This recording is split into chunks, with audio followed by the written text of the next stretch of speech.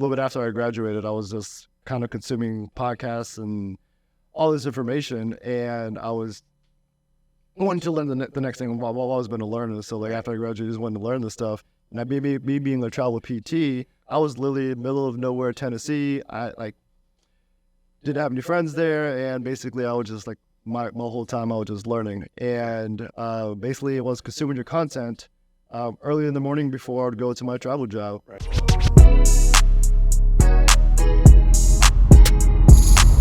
This is Secrets for Success. Welcome to the Secrets for Success podcast. I'm your host, Greg Todd. Thank you, as always, for joining me. I have a special guest today, Andrew Tran. Oh, gosh, what do I want to call this guy? He is Mr. SSPT. That's what I'm going to call you. You are Mr. SSPT. You're not the first student in SSPT, but you were there really from the beginning, right? And now you're back. Yeah. And it's because of you why I got all this craziness in my life. just like it was before. Just like it was before. It's just a different level of craziness. Anyways, Andrew, welcome to the podcast. Thanks for being here. Hey, man. Thank you for having me on. It's awesome seeing, how things have transitioned over the years, which kind of, I guess, what we're talking about today. So in one of the prior episodes, I had brought it up to me starting this thing at Renewal Rehab where I was now mentoring and helping students. And it was really a request of my staff. Like, Greg, you got to help these people out. A lot of people don't know that there is another way, and they're frustrated. They're in school, and my staff is in school, et cetera, et cetera. So SSPT started. And where I kind of left the story was March 29th, was when my first student, came in. Now, you started in my life, I believe in 2015. I was doing these live videos on Periscope in the mornings, and you would come on. Is that right? Yeah. Okay. Yeah. So can you tell me something? Because, bro, when I'm doing these videos, right, I'm doing these videos, and I'm like probably in my little muscle shirt, and I'm upstairs in my house, and I'm doing my workout. Where are you in the scheme of this? Yeah. Like, y'all listening? It was, I would say it was probably 2016 when I came in when you were on Periscope. Yeah. Honestly, I don't even remember how I found you or Periscope, but like, I think I was following your stuff, but when I started watching the lives was when I was a travel PT. Okay. And I had graduated maybe like half a year prior, and I was like, a little bit after I graduated, I was just kind of consuming podcasts and all this information, and I was wanting to learn the next thing. I've always been a learner, so like after I graduated, I just wanted to learn this stuff. And me being a travel PT, I was literally in the middle of nowhere, Tennessee. I like didn't have any friends there, and basically I was just like my whole time I was just learning. And basically it was consuming your content early in the morning before I would go to my travel job. Right. And so when I was getting ready, you were doing your thing, getting hyped up, working out, and your little muscle shirts and all that. So, and there was like a handful of us on. Right. So, right. so Yeah. So I was using my hype. That was probably the way I woke up. I was like getting tired, woke up, and that was my hype for the day. That was your hype for the day. Okay, gotcha. And then in 2017 is when you actually became a client of mine. So let me set the stage of 2016 first. So 2016, March 29th to 2016, I get my first client for SSPT. This is now, prior to that, I spent about 9 months to a year just serving people on Periscope. Anybody that wanted to show up live, I would basically do live streams. I would answer questions, this, that, da. And then a guy reached out to me and said, man, I would love for you to be my mentor. And I was like, okay, well, how's that going to look? And then, he was calling me on Saturday evenings, and I would just, help him out. And then I said, you know what if, because this is kind of inefficient for me, and I'm kind of like gotten to the point where I don't want to take my Saturday evenings and be spending with people. I want to spend it with my wife and my kids. Right. So I said, what if I created something for you? And he was like, bro, whatever you create, I'm in. So I decided to create SSPT. So this was like in November, December. I started the process of like, all right, I'm going to start doing videos of everything that I would have done if I knew what I knew today. this is what I would have done if I was a physical therapist. And I feel like it would it would just put y'all in a much better situation. But when I created those videos, I truly thought that it was to make you a better employee, right? Yeah. And so that was my whole thing. Let's create awesome videos. Let's teach them skills that I know now that allows me to be a consultant for other companies, but that could allow them to be more valuable as a PT. So anyways, by the end of that year, I had like 20-something students, right? And then the next year is when you came in my life. Yep. And that next year, because I now had 20-something students, I had a lot of good results with those 20-something students. They were feeling a zest and an energy for the profession again, et cetera, et cetera. And then they started doing testimonials for me. Yeah. And then I launched SSPT season 3. Yeah. And you found out about it. So do you remember that day? Yeah. So when you had launched for season 3? Yeah.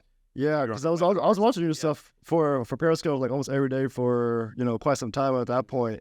And I know like I've told this story multiple times between us, but I was on a webinar that you were doing, and I think we talked about it as well. Like actually, that webinar crashed. It did crash. And then you were like, the worst days of my life. "Oh my gosh." I'm used to stuff crashing, brother. Yeah. Do it. And so I remember it crashed, and I was like, "You were doing a training. I think it was like top 10 steps to being like a better physical therapist or something like that." Right. So I'm like newer grad, so I was like, "Yeah, I'll be a better PT." And of course, I think you switched over to YouTube. You did the whole thing, and I've never been on a webinar, at least the way that we've known in the marketing world. And I just remember you had pitched like the offer for SSPT, and I was like, "Oh, I'm good." Like I was just like, "Whatever, I'm not gonna buy this." And but when I was like, because I'm always blowing up the comment section because me saying my stuff that I always do and just being a smart ass essentially.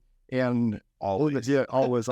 And in there was, April Wheeler. April Wheeler was there. And we had done a clinical together in Italy, so kind of overlapped for a few weeks. And I met her there through one of my roommates that was in on clinical as well. And so I saw her on there, and the only person I recognized. And I was like, "Oh, what are you doing on here? Like, well, you know about Greg?" And I was like, "I've been following him for about a year." And she was like, "Yeah, like I've been following him for a while too." She's like, "I think I'm about to buy this offer that he has." And it was, I think it was like $1,000. $1,000, yeah. $1,000 at the time. And luckily, I was a travel PT at the time, so I was making a little bit more money.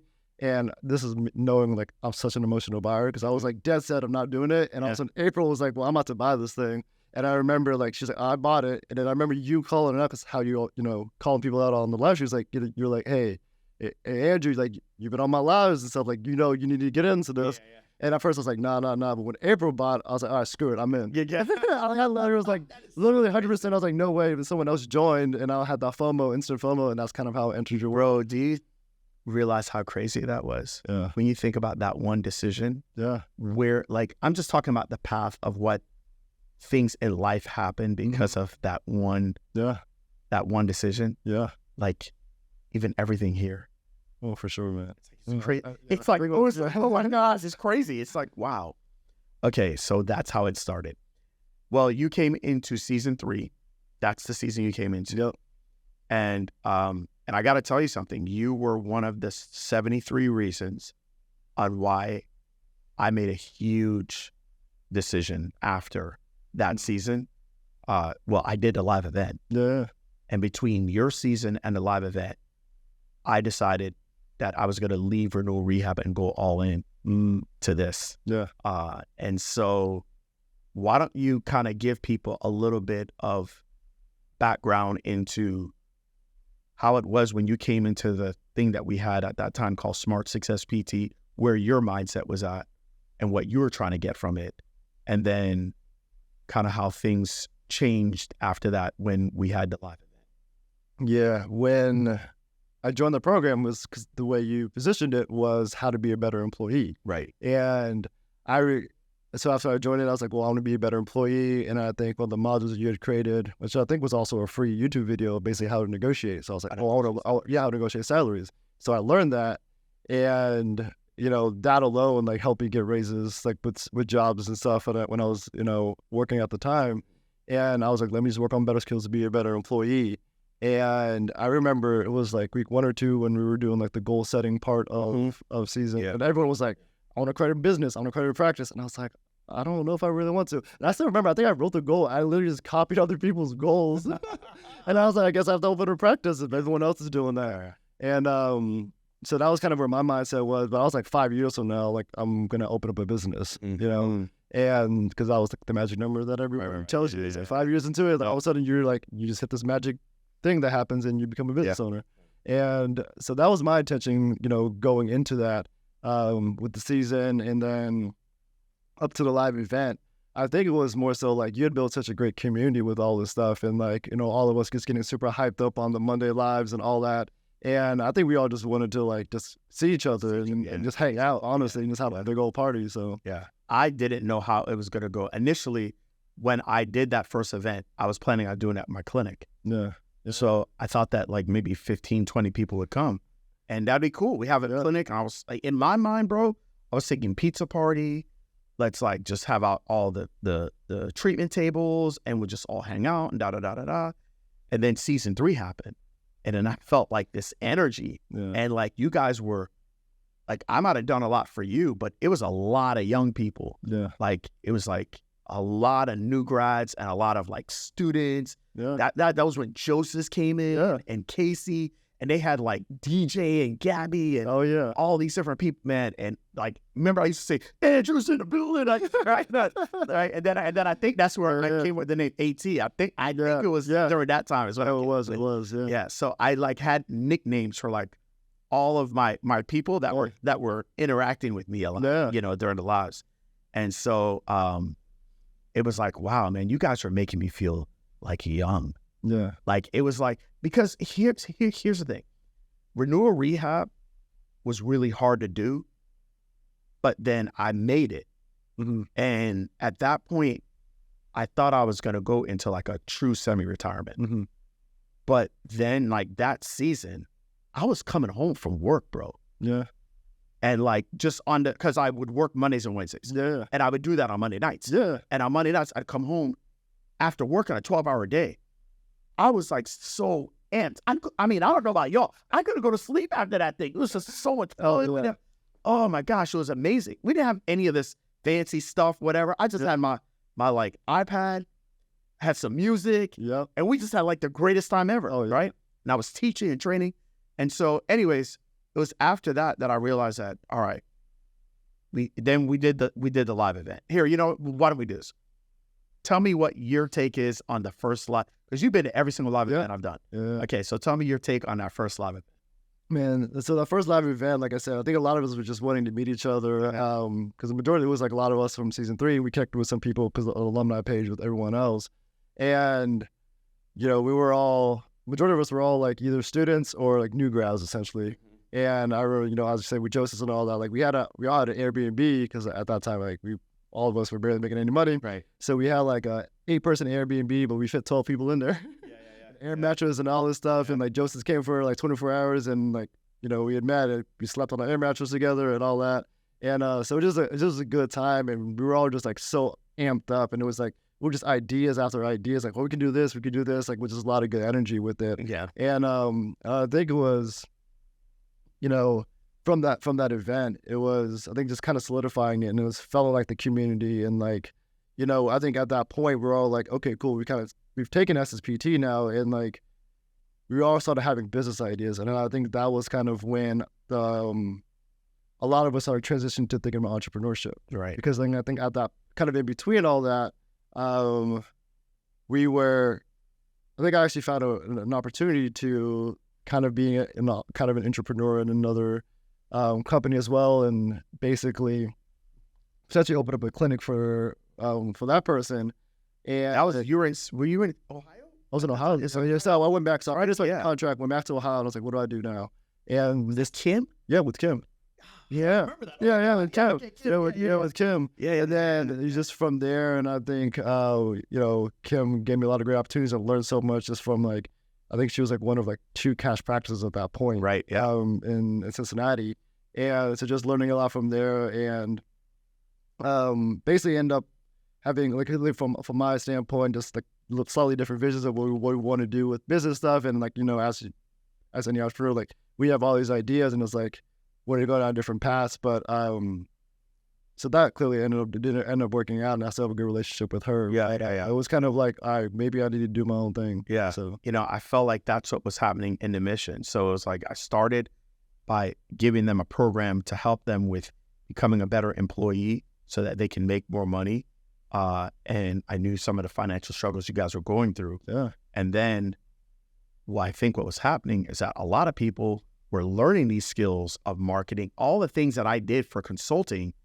They were learning these skills, and then it was almost creating like resistance. Yeah. And they were like, I think I was creating a total train wreck with the employees, because now they're like, wait, are these people trying to take my thing? And they didn't want you to just be an employee, or they wanted you to just be an employee, and you guys were wanting more. Yeah. And I was trying to get you more. So it seems like everybody started moving towards this entrepreneurship thing. And then I realized that I had a big decision to make. And so this was now 2017. Mm-hmm. And I realized that a lot of you were coming up against resistance from the employers. Yeah. And I realized that they're now in the same darn position I was in 2005. And I already knew what the answer was going to be. They have to leave. Yeah. They're going to either have to go and create their own thing, or they're going to have to find an opportunity to be an entrepreneur. But at that time, there was no opportunities to be an entrepreneur. So I knew that it was going to take a lot more energy and time, and I already knew the mission was going to change at that point. Yeah. So I remember sitting down with my wife like, hey, this is what I'm going to have to do. And I don't want to take all of Renewal Rehab's money. I want to take 80% less with them, and then we got to figure this out here. I'm going to take this thing like serious. She's like, well, why don't you just like not work it? I'm like, no, that's not an option. It's one or the other. So then that's it. So then now 2018, it's like kind of growing. It is growing. It's growing a lot. And then we have another event, and the event is now more than double, nearly triple the amount of people. Do you remember that year? Yeah, that was crazy.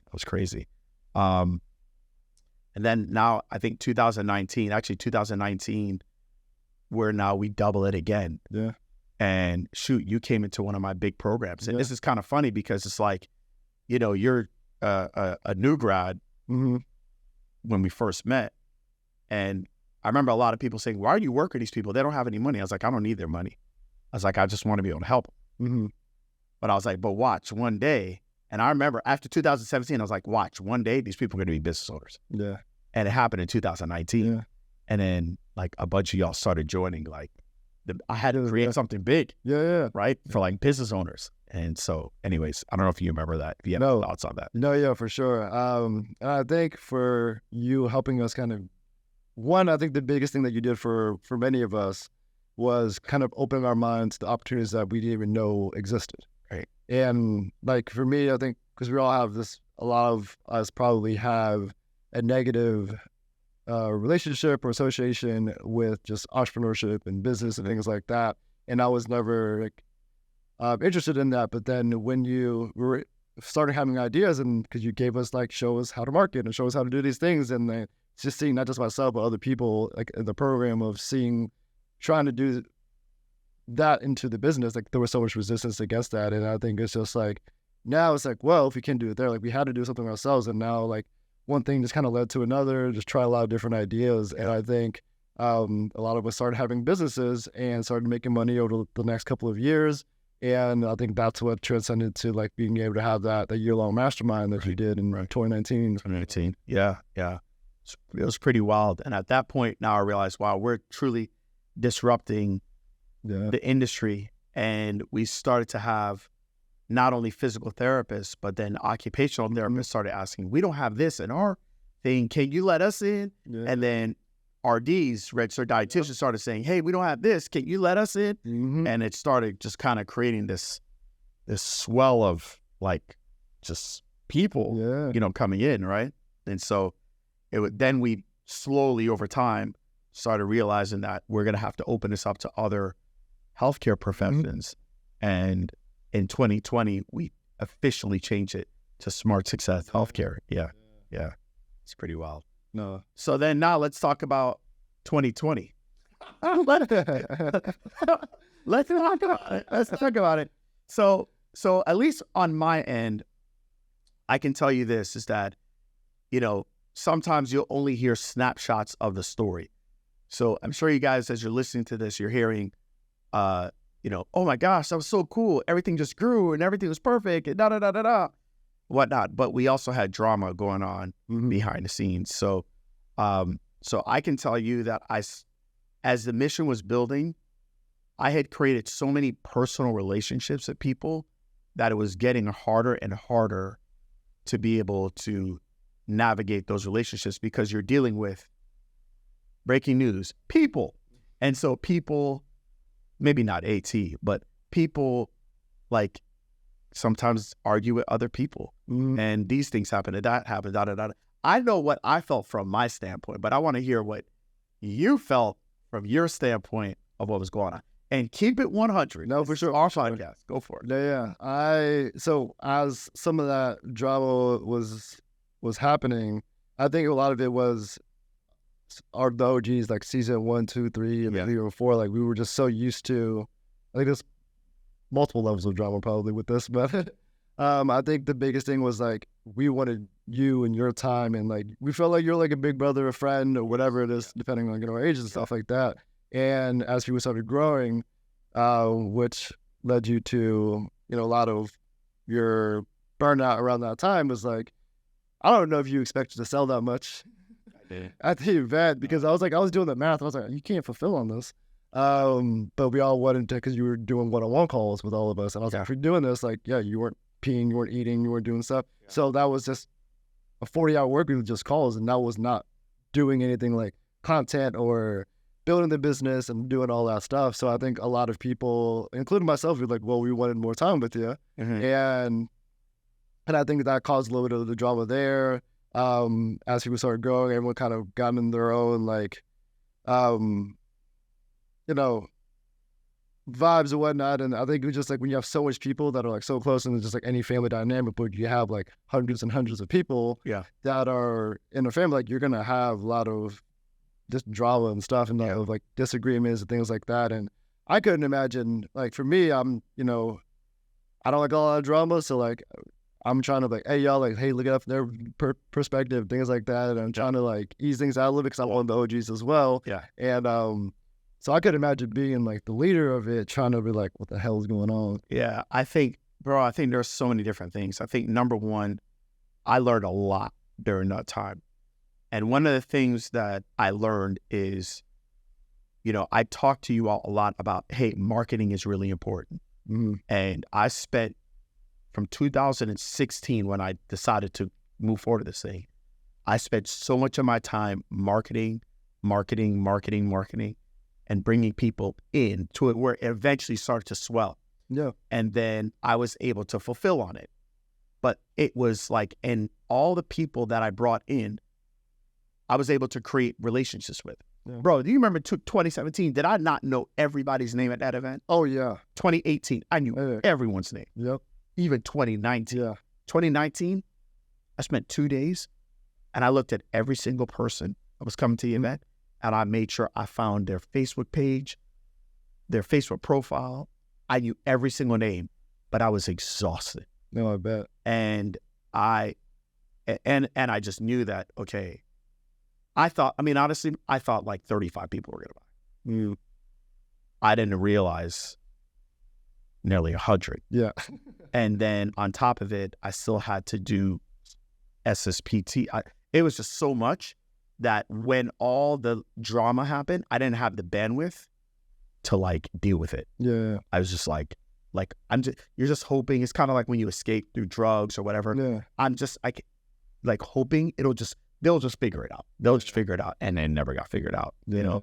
So, and then it was hard because you have these relationships with people and you want to continue the relationship the way that it was, but you don't have any more time. Yeah. And then on top of it, you have the dynamics going on at home with the wifey and the kids are like you're never here. Like you're told, and then every single weekend, somebody's got this event, somebody's got this, or somebody's got an open house, or somebody's got this going on. They got like, So it was crazy, man. It was crazy. But yeah, but like somehow we got through it, I guess. yeah, I think that was like, I don't know if you remember this story, but it was when Brooke Stewart, yeah.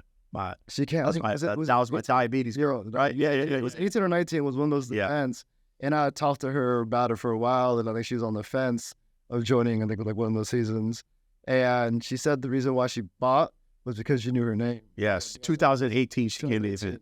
I remember exactly where she was. We're in the lobby, blah blah blah, and she's like she was like mind blown. She's like, how the heck he has all these people here? I've never, I hadn't bought from him yet, and like the fact that he knew my name. She was like, all right, I'm sold. Right. And just like showing how much you care with that as well, which, double-edged sword with that, it's, having too much, like, caring for the people. And I don't know if that's actually a thing, but like, I know that probably hurt you. And bro, it's a huge, through all that. AT is a huge thing. It's because you truly do genuinely care, but you get to a point in business where you can't know everybody's name. Yeah.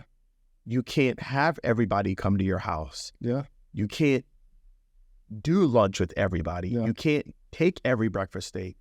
And there's this point in business to where in the beginning, you really have to say yes to as many things as possible. Mm-hmm. You have to, like, this is a big thing. I don't know if a lot of people understand. You have to be an opportunist in the beginning. Yeah. But then you're gonna hit this point where if you continue to say yes, you're gonna die. Mm-hmm. You have to start saying no. But when you say no, it hurts. Mm-hmm. Like, I'll even give a perfect example.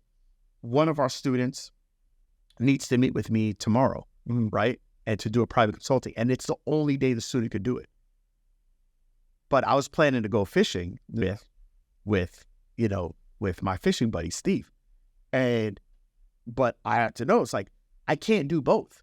Yeah. Because if I go fishing with Steve, if I meet with her, and then my son's got soccer, like something's got to give. Right. And then at some point I need time for myself, right? So you just get to this point where you got to start saying no. Yeah. And I today I had to say no to one person. So back then people had never heard me say no. Right. So it was a little tricky. Yeah. I think that like, one, I think people got people off guard, and they're like, GT's changing, yeah, all this stuff. And of course, all this stuff like ain't the same no more. Like, there's a lot of different reasons why people thought that. Yeah. And then, and the other part was when you brought on Brittany. Yeah. Oh yeah. So a lot of people, I don't necessarily think. Oh yeah. I don't know. She doesn't really care, but like, I don't think it's that people didn't like her, but I think they didn't like what she was doing coming into our lives. Because we felt like this is our GT. Like, you're just an employee. Like, we know GT type of deal. And I think a lot of that was happening. Yeah. And it could be anybody, not just Brittany. Yeah. Like, anyone would fill that role. And it's like, well, like, we should have access to him basically whenever we want. I think that's how a lot of people felt. Yeah. And, and I'll be honest, at one point, I was like, I don't know about this Brittany girl. Like, let's see. I don't think she'll be able to handle working with GT and all of us, because like, this is our family type shit. Right. And then, Brittany's still here. So also, I'm on the other side of things, and I absolutely love her. So I think it was that as well. And that was a hard position to be put in. Oh yeah, that was a hard position to be put in. Yeah, where she had to take a lot of the grunt of all the hits. Oh yeah. So yeah. But anyways, yeah. So with all that said, now we get through 2020. Basically, I start over nearly from scratch. And then I decide, bro, I got to tell you something. In 2021, I only did the event because I had to. Mm-hmm. But without that event, like, I don't continue the mission. I couldn't get out of the contract. So I was like, all right, I got to do this event. We're still dealing with COVID. We just had the Omicron, resurface. They told us that we can only have 50 people at the hotel.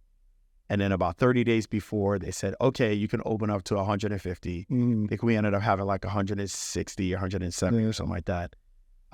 And then during that time, there was a few people that I was working with. Mm-hmm. I remember when I came back, like there was no one there. Yeah. But there was like two people that said, hey, can you work with me? And one was Kelly Alhui, and another was Katie Dodd. Yep. And they were brand new people they weren't there for all that drama. They didn't know anything different. So they're like, oh, is there any way you could coach me in any way? And I was like, all right, I'll coach y'all. Oh, Amanda Fisher as well. Amanda Fisher. Yeah. So it's kind of crazy what they've kind of gone on to do. But I had an opportunity to create new boundaries. Yeah. And they didn't know any different. That's true. They didn't know any different. It's so crazy to think of like Katie Dodd.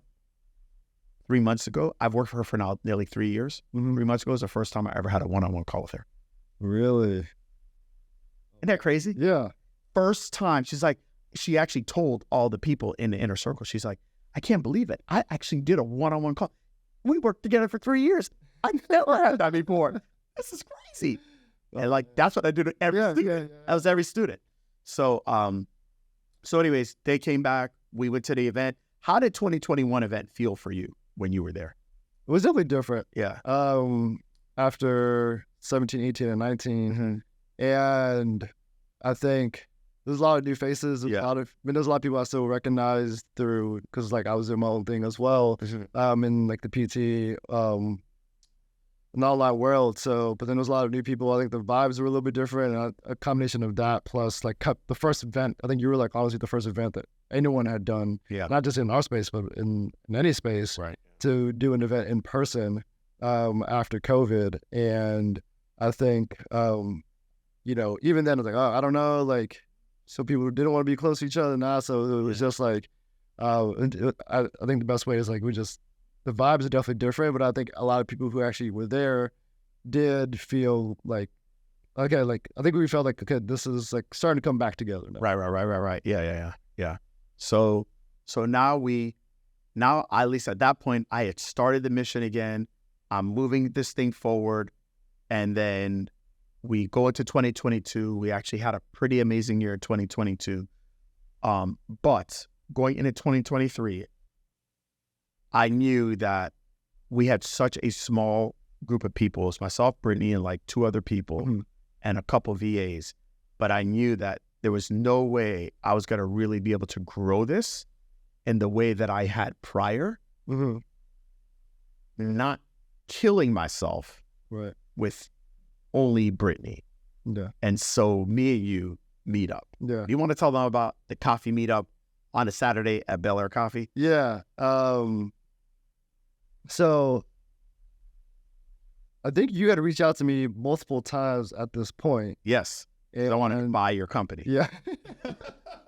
That's what I want. And I kind of like didn't really respond because I like didn't know. Like I was like, do I really want to let this go? Yeah, I ghosted you for a little bit. Yeah. And I was working crazy hours at the last place and being tired and whatnot. And basically, you're like, well, do you want to do some affiliate stuff with this? Do you want to sell this? And I was like, I don't feel like doing much with it to be affiliate. I was like, let me think about selling it. And I never got back to you. And I think you finally reached out again. And then I was like, let's just talk about it. Because clearly it's been like 4 or 5 months now and I haven't decided. So let's just, maybe sell it. So then we meet up for coffee and we were just trying to figure out like the logistics behind it, like, what was going on with his Zoom meetings and, trying to figure out some of the details. And I think, while we were trying to figure all that out, we didn't have, I think, a full agreement on what we wanted. We was going the right direction. And then I was like, well, kind of blurred out. I had no intention with this coming into the meeting. Right.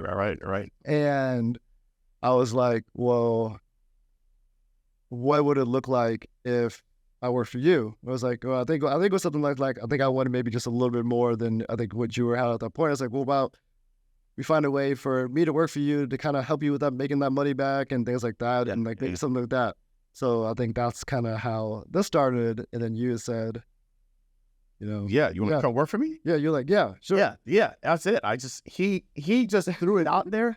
I had no idea it was coming, but I knew this. I was asking for something earlier in the year.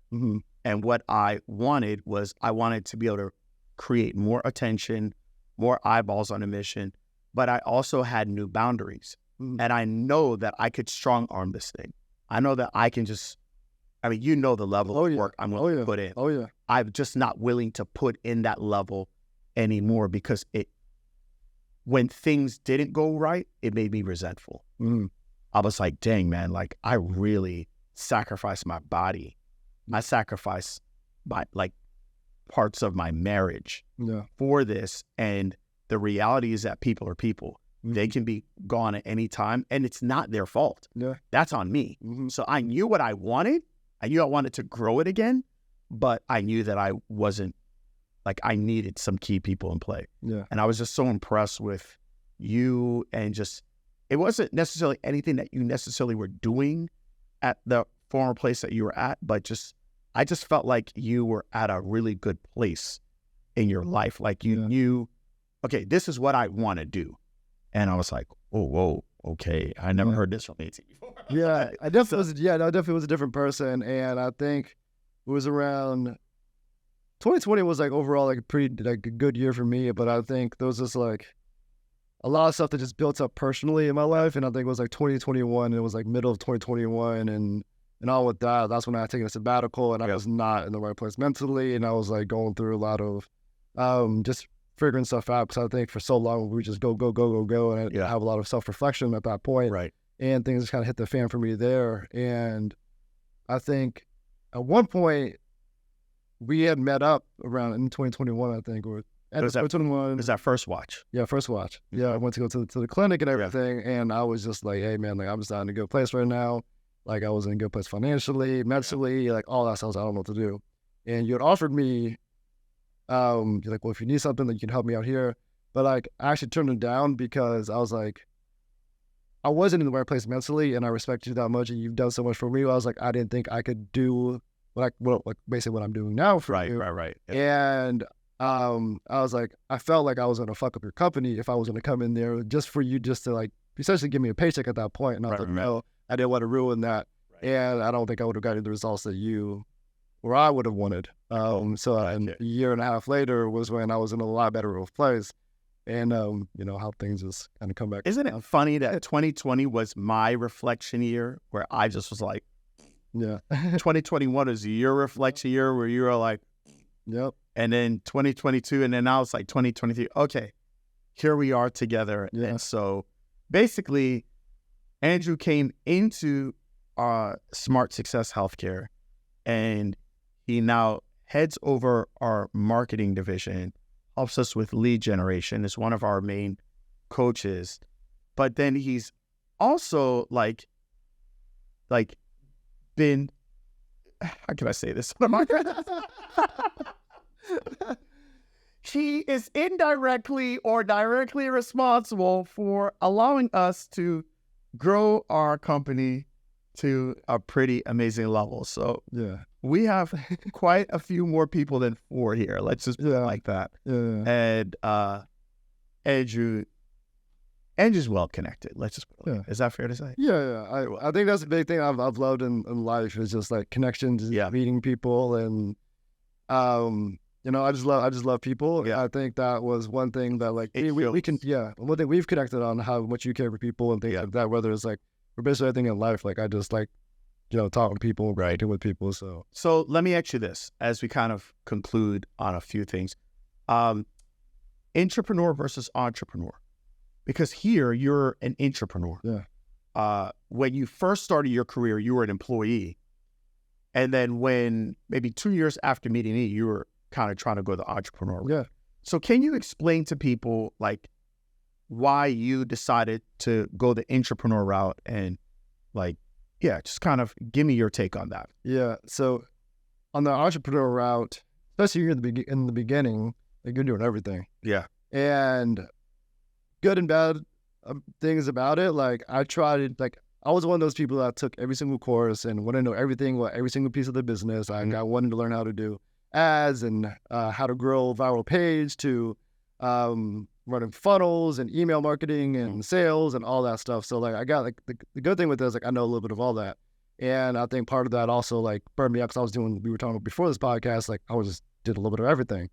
And so me now understanding a little piece of that, I think that was a good benefit, but I think that was part of me that held me back of really like getting to the next level.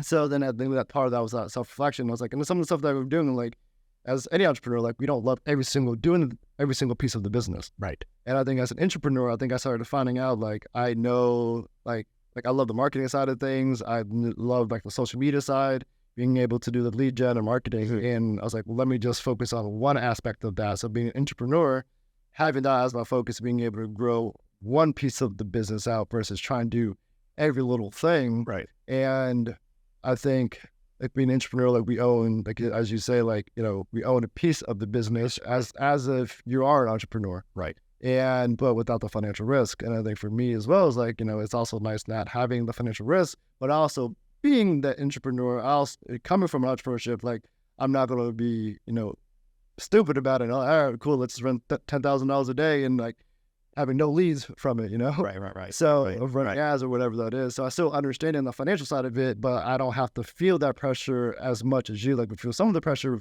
from my department, but not the same pressure, I think, for you. So I think that's like the big difference. I think there's a lot of self-reflection that many of you need to have. And even for myself, understanding that there's a lot of pressure there's a pressure being an entrepreneur or an entrepreneur. There is a responsibility for your department being an entrepreneur. Like Andrew is responsible here at this company helping me with bringing in like awareness of our brand and leads, right? But that's his responsibility. Well, when you're the entrepreneur, I've got to think of, okay, is he doing his job good? Are we bringing in leads? How's the sales team doing? How are we doing with client relations? Is money coming in? Are we able to do this? Are we able to do that? Oh, this person, and it's all the different pieces. And I think that there's some good reflection there for everyone to kind of understand, what is your capacity with this? Okay, do you want to handle that?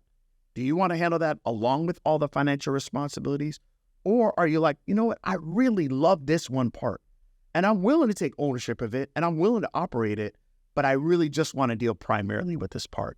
And I think it's a good amount of self-reflection that you have to have. And I love the fact that you came to terms with it. Once you told me that in that coffee meeting, that's when I was like, okay. Yeah. I just knew that if I had an opportunity to work with this guy, I would. And then you brought it up and I'm like, yeah. I think like, even for people listening, whether it's entrepreneur, if you're just listening for this, and like as an employee, I think I saw this at the previous job that I was at as well. And there was a few people there that were like really, really good at what they were doing. And I'm like, yo, you could have your own business. Yeah. And I'm like, you could easily make 7 figures, like between like a couple of these people. I'm like, you guys could have a multi 7-figure business, just y'all too. Right. And they're, you know, a little bit older, and they've had they were entrepreneurs at some point in the past. And I think I think that's one thing I learned a lot from them was like they had their self-reflection moment, and they're like, hey, I get all the self-entrepreneur stuff. I'm really good at this and I've done it, but it's like I want a 9 to 5 and I have a family now and I have other responsibilities, and I just want to go in and I just want to do this one thing and that's it. Right. And that's all I wanted. Like I'm not really looking to like grow even within the company. Like I'm happy with this. Right. And that was their self-reflection. I'm like, so I'm seeing like, because I think a lot of times in the space we're like, everyone needs an entrepreneur and that's it. Right. It's like, but knowing it's an entrepreneur or an employee, and depending on the life that you want, and not necessarily listening to like what's all the noise on social media, was like really, and I never had that until 2021. I was basically forced into that of like, what did I want at that point in life? And so it's cool seeing that from people who were like 10 times better than me than what I was doing. So yeah, it's man, guys, I hope you really kind of leaned into that of what he was just saying there. You know, if I tell this to you guys here, if I had to do it over again, if I got the opportunity to be an entrepreneur, I think I could have excelled at that as much as I have, or even more than being an entrepreneur. I feel like for me, I didn't have that as an opportunity. Even for you, you didn't even feel like that was an opportunity. It was only being at your prior job and then now being here where you truly feel like you have a legit opportunity to be a successful entrepreneur, right? And so I think that's really important to kind of understand. Yes, as an entrepreneur, there's much more perks, but there's so much more risk. And there's so much stress that comes with that. And, you just got to decide, like, is that right for you or not? So Yeah. I hope you all took a lot away from that. All right, can I ask you one more question before we finish? Yeah. So now that you're here, now that you kind of see what we have going on, what do you think the future is of Smart Success Healthcare Yeah. over the next couple of years? So just seeing with the growth and everything of like initially just starting to be better employees to help people with starting a business, and now I think there's a good amount of our clients that are still in that standpoint of like starting a business, and I know like that's kind of like the bulk of the business, and we also help people scale as they're in with us or coming from other places.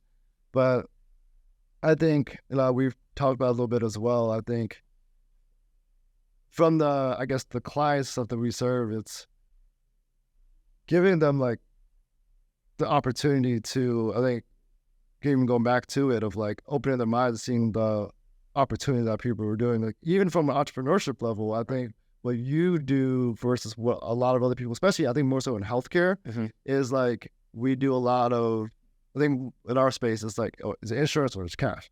You go cash, just like one-on-one services and doing things a lot more. Right. I think you've opened a lot of eyes for us, whether it's like, for our staff and even for our clients of like solutions-based software, results-based software, which is, I think a lot of other people in the digital marketing space on the other coaches and stuff kind of already do that. And right. in healthcare, it's just like, I think that is something that's going to be something major, especially for more so like the allied health services and things like that.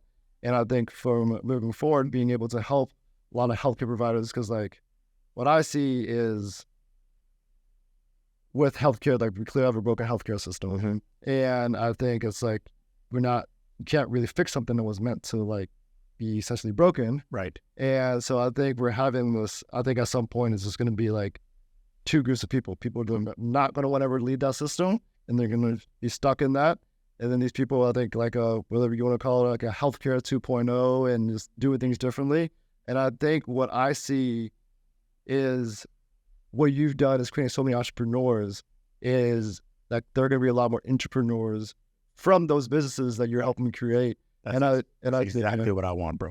And I think so people, like what a lot of people want, like a lot of people like growing up is like, I just want a place where I can work and slowly move up and actually not have like limits to ascension, right? Which is one of our commandments. Yeah. And I think that's what I'm going to see like from the class that you're helping and in healthcare. And I think healthcare is going to be a lot better that way, for not just the entrepreneurs, but the entrepreneurs / employees and the patients and the clients that they serve. Right. So I think I see that, and even growing honestly beyond healthcare, because everything that we do for healthcare is like technically you can do this with any other types of businesses. So well, the way everything you said is pretty much what I see for the mission as well. I want this mission to be about really three things. Number one is redefine the way we deliver healthcare. It is awful. It is terrible. It is not good for the patients.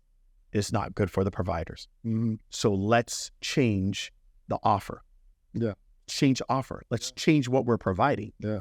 So if we want to change healthcare, we have to change what we provide, which then changes the provider, right? And it changes what the person is getting delivered on. So that's the first thing. The second thing is that if I can now make healthcare better for the client, but also profitable for the healthcare provider, the entrepreneur, then they can actually now grow their business in a healthy way.